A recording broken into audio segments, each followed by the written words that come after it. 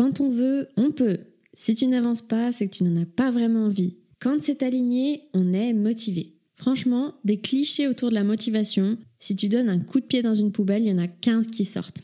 Et pourtant, malgré toutes les citations inspirantes qu'on peut voir sur Instagram et les discours motivants qu'on peut se mettre dans les oreilles, si tu te retrouves encore et toujours à reporter ce projet important, cette action décisive que tu as envie de prendre, à manquer ton entraînement de sport ou à abandonner cette habitude que tu voulais cultiver, c'est peut-être que ces clichés-là, ils sont pas si fondés. Et si je te disais que le problème n'est surtout pas ton manque de volonté ni de désir, mais le fait même de compter sur la motivation.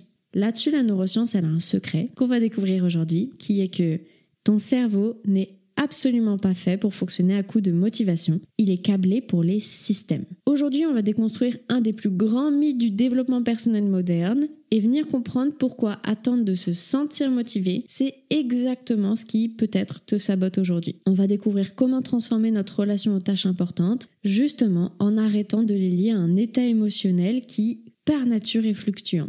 Personnellement, cette compréhension-là, ça a changé ma façon d'aborder mes tâches au quotidien, d'aborder mon ambition, d'aborder mes projets, et peut-être bien qu'elle pourrait faire la même chose pour toi.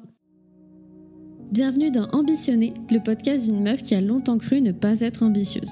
Je suis Floriane, ingénieure en sciences cognitives et coach mindset, et j'ai longtemps pensé que l'ambition, c'était pour les autres. Ceux qui foncent et sacrifient tout pour réussir, mais j'ai jamais pu me contenter d'une vie tiède. Alors j'ai exploré, échoué, et j'ai guéri jusqu'à comprendre que je ne m'autorisais pas à être ambitieuse, que j'avais été conditionnée à rester sage et discrète. Ici, on démantèle ce qui t'empêche d'assumer tes désirs. On parle entrepreneuriat aligné, système nerveux, de cette ambition vraie, douce et sauvage, puissante et respectueuse. De cette voix qui te dit « tu n'y arriveras pas » et surtout de comment la faire taire. Alors si t'es prête à réclamer ton droit de vouloir plus sans culpabilité, bienvenue dans le mouvement Ambitionner et bonne écoute. Bonjour, j'espère que tu vas bien. Je suis hyper contente de te retrouver pour l'épisode du jour. On va parler d'un sujet qui me fascine, la motivation et les systèmes, un peu ces deux modes de fonctionnement qu'on peut avoir naturellement en tant que personne. J'ai toujours eu l'impression un peu quand j'observais autour de moi qu'il y avait deux types de personnes. Les personnes qui attendent d'être motivées et les personnes qui créent des systèmes. Et pendant longtemps, j'étais hyper admirative des personnes qui avaient des systèmes et étaient capables de faire des choses, quel que soit leur état émotionnel. Du coup, j'ai passé un bon moment à essayer de comprendre qu'est-ce qui fait que certaines personnes arrivent justement presque à se motiver, ce qui est un défaut de langage du coup, mais à se motiver quoi qu'il arrive. Je prends l'exemple des gens qui vont courir.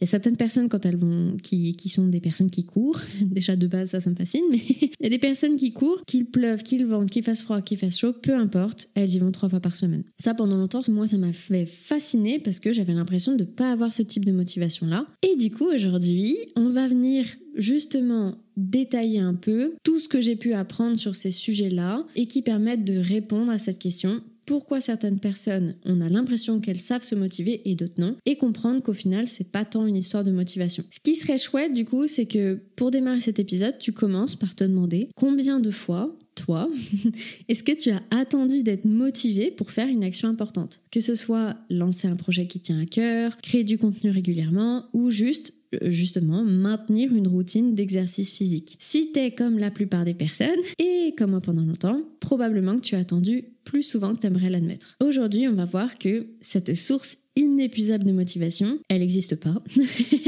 et qu'il y a une raison neurobiologique à ça, et sur quoi on peut compter à la place. Surtout, je vais quand même pas te laisser comme ça sur le plan à juste te dire la motivation n'existe pas, c'est un mythe, ciao, bonne journée.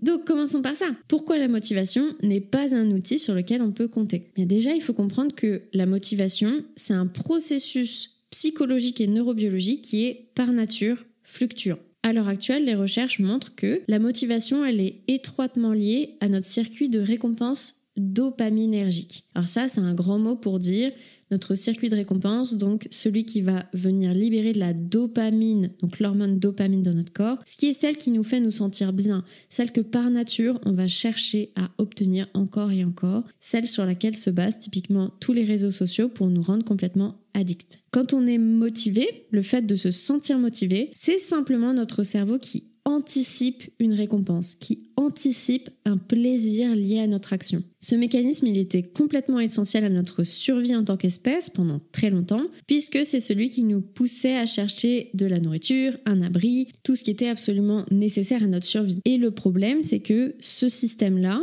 il n'a pas évolué pour nous aider à accomplir des tâches complexes sur le long terme qui nécessitent notamment de délayer les récompenses. Notre système de récompense actuel, il est optimisé pour les récompenses immédiates et tangibles et non pas les récompenses qui potentiellement vont prendre des jours, des semaines, voire des mois avant qu'on ait vraiment les fruits des actions qu'on va avoir faites. C'est vraiment comme si on avait un pilote automatique qui était réglé sur plaisir immédiat, alors que nous, on essayait de naviguer avec une destination qui est lointaine. Et c'est pour ça qu'il est fondamental de comprendre que compter sur la motivation plutôt que sur un système pour son sport, sa création de contenu, le développement de son activité, c'est se créer des résultats qui deviennent complètement aléatoires, voire même qui potentiellement ne seront pas atteignables puisque les gros résultats, les grands changements, quand on a des ambitions à atteindre qui vont nécessiter du travail sur la longueur, c'est assez incompatible avec notre système de récompense à l'heure actuelle. Donc au-delà d'être impossible, c'est absolument pas malin de compter sur la motivation pour nos actions parce que juste, c'est pas comme ça qu'elle fonctionne, c'est pas comme ça qu'on est designé, c'est pas en nous basant sur quelque chose qui va chercher le plaisir immédiat qu'on va obtenir des résultats qui ont par essence besoin de longueur et contiennent des actions dans la durée. Le deuxième facteur qui va avoir tendance à rendre la dépendance à la motivation si problématique, c'est ce qu'on va appeler en neurosciences la fatigue décisionnelle. On en a déjà parlé dans un précédent épisode, notre cerveau il représente environ 2% de notre masse corporelle, mais il consomme environ 20% de notre énergie. Et c'est extrêmement coûteux pour le cerveau de prendre des décisions. Et ça a notamment été mis en lumière par le docteur Roy Baumeister, j'espère que j'écorche pas son nom, et son équipe à l'université en Floride, qui sont venus démontrer au travers de plusieurs études que notre capacité à prendre des décisions diminue progressivement au fil de la journée. Et ça, c'est un phénomène neurobiologique qui est réel. Chaque décision épuise un peu plus nos ressources cognitives. Donc c'est comme si au quotidien on avait une petite jauge qui représente notre capacité à prendre des décisions et au fur et à mesure de la journée, cette jauge elle diminue à chaque décision qu'on prend. Mais attention, je parle pas juste des décisions importantes. Décider si tu mets ton t-shirt bleu ou ton t-shirt blanc, c'est une décision. Ça consomme d'ores et déjà un petit peu de ta jauge décisionnelle et ça contribue à ta fatigue décisionnelle. C'est pour ça qu'il y a beaucoup de conseils un peu clichés dans le dev perso qui vont avoir tendance à dire qu'on devrait faire ce qui est le plus important et le plus impactant pour nous en début de journée parce que c'est le moment où notre jauge décisionnelle elle est la plus grande et où du coup on sera potentiellement le plus apte à prendre des décisions stratégiques importante. Alors qu'en fin de journée, potentiellement, du simple fait d'avoir dû choisir qu'est-ce qu'on va manger cette semaine, on peut avoir notre jauge qui est beaucoup trop basse pour oser avoir le degré d'ambition nécessaire pour prendre des décisions stratégiques qui nous impactent un peu. Donc quand tous les jours on se demande est-ce que je suis suffisamment motivée pour faire ça, on force notre cerveau à prendre une décision supplémentaire et plus on avance dans la journée, plus ce sera difficile. Et là, il y a vraiment de l'imagerie cérébrale, des études d'imagerie cérébrale qui ont été faites qui montrent que l'activité dans le cortex préfrontal, donc la fameuse région responsable de la prise de décision, elle diminue après une série de choix, encore et encore au fur et à mesure de la journée. Donc cette partie du cerveau, littéralement, elle fatigue.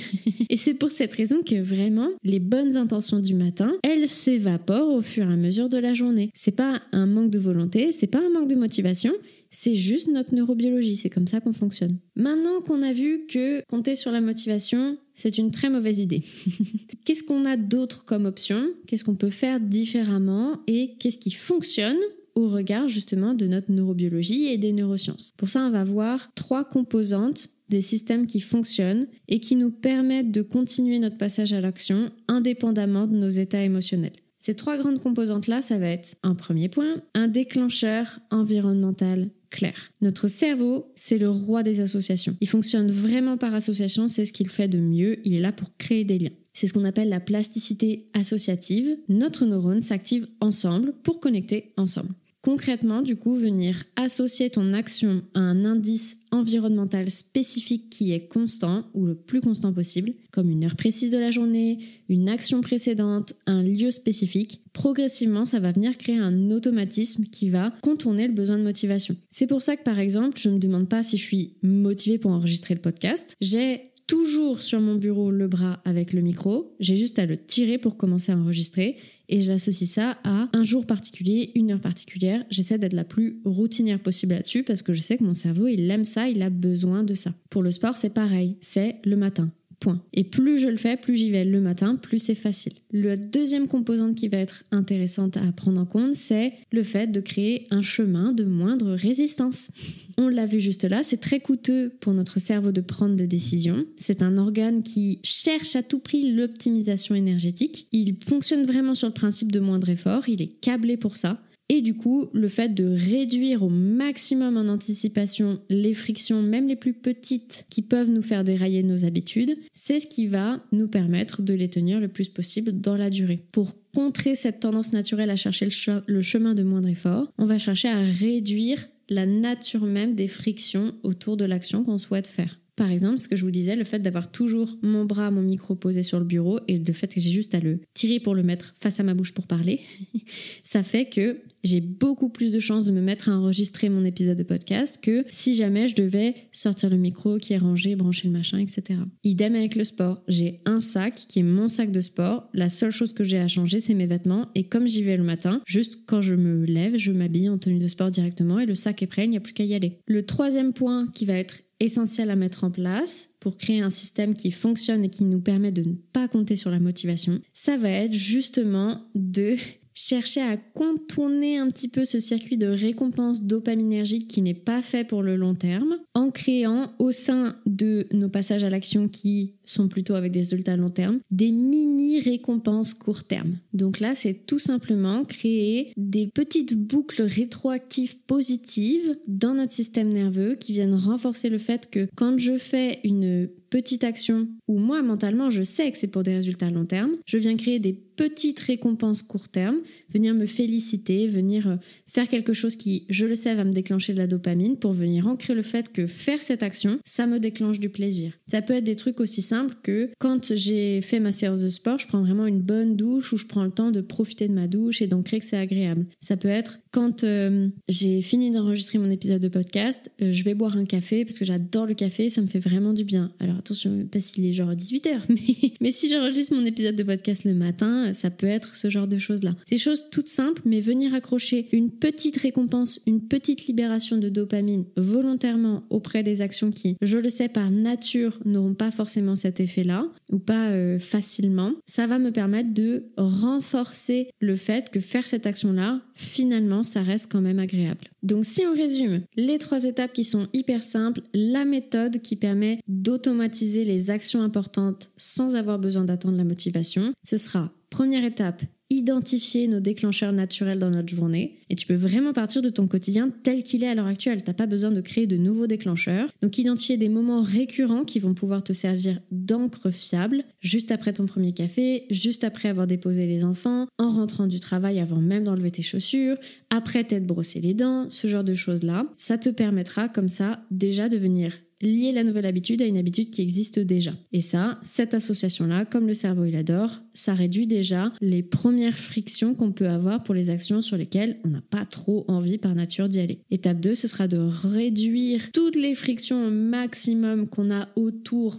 du fait de faire cette action-là. Moins on a de friction, plus on facilite le passage à l'action, plus on réduit la fatigue décisionnelle. Et là, on peut vraiment se baser par exemple sur la règle des 2 minutes. Donc plutôt que de nous dire je vais faire du sport, on se dit je vais mettre mes baskets et sortir 2 minutes. Plutôt que de se dire je vais écrire un livre, par exemple, on se dit je vais écrire une phrase ou je vais écrire 5 minutes. Plutôt que de se dire je vais méditer, on va dire je vais m'asseoir et prendre 3 respirations. Le fait de venir décomposer en micro-actions et de se concentrer sur le fait de juste faire la première, ça nous permet de créer une inertie qui va être plus facile à démarrer, plus facile à lancer. On va aussi pouvoir anticiper autour de notre environnement tout ce qui nous permettra de faciliter ça. Ce que je vous disais, par exemple, pour aller au sport, moi, mon sac de sport, il est toujours prêt et disponible. Mon micro, il est toujours prêt et disponible. Ça, c'est hyper important pour que l'effort d'entrée de jeu, il soit quasiment inexistant ou le plus inexistant possible. 3e étape, on crée une boucle de récompense immédiate. Que ce soit un truc aussi bête que j'écoute ma musique préférée quand j'ai fini ma séance de musculation, je crée un symbole visible sur mon calendrier, donc quelque chose qui avait très bien marché pour moi à une époque, par exemple, quand justement je voulais commencer à reprendre le sport et être plus régulière, j'avais sur une feuille dessiné le calendrier du mois, et à chaque fois que je faisais une séance de sport, je faisais une grosse croix, et j'avais ça en face de mon bureau, ce qui faisait qu'au fur et à mesure, j'avais cette satisfaction de voir les croix qui se créaient de plus en plus. C'est tout bête, mais on adore cocher des choses.